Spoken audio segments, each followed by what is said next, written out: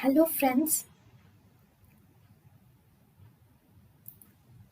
Welcome to Creative Medicine. In this lecture, we will learn about. Hello, friends. Let us now learn some important skull foramina and the structures which are passing through them. So, skull foramina and structures. If you see, these are important. So, first we have optic canal.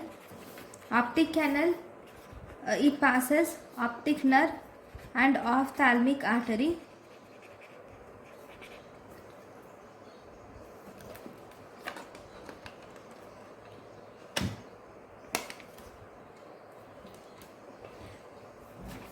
Optic canal, it passes through optic canal, optic nerve and ophthalmic artery will pass.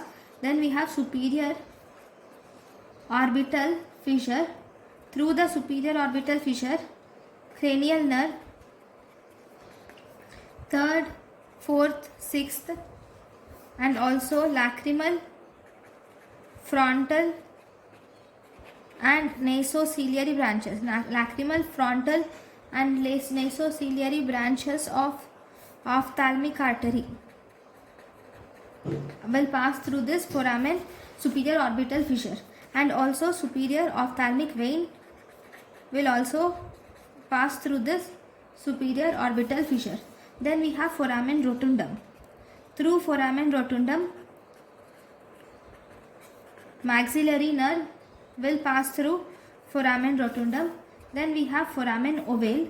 Through foramen ovale, you will see mandibular nerve, emissary vein. Through foramen ovale, mandibular nerve, emissary vein, accessory meningeal artery, accessory meningeal artery. Then we have lesser petrosal nerve. So all these will go through foramen ovale. Then we have foramen spinosum. Through foramen spinosum, middle meningeal artery and vein, will pass through foramen spinosum, and also recurrent meningeal branch of third nerve.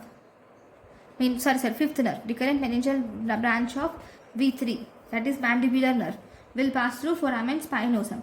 Then we have foramen lacerum. Foramen lacerum is actually filled with cartilage. Foramen lacerum is filled with cartilage.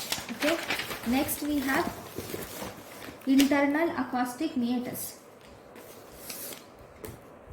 Then through internal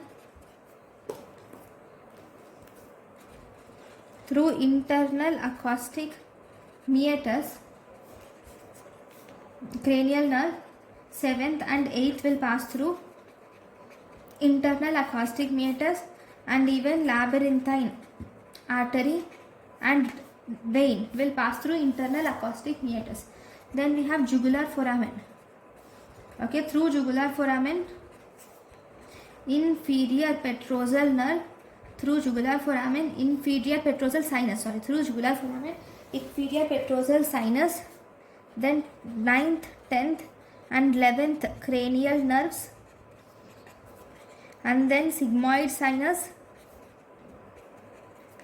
and finally posterior meningeal artery.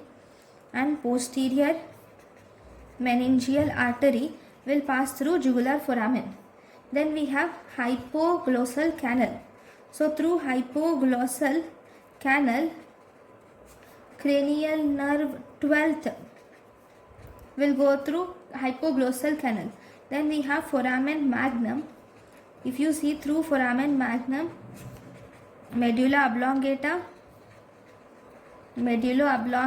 or spinal cord will pass through foramen magnum. Then meninges, then vertebral artery will transmit through its vertebral artery, and its meningeal branches will transmit through foramen magnum, and also spinal roots of final roots of 11th cranial nerves will also pass through or transmit through foramen magnum. Okay, thank you for watching.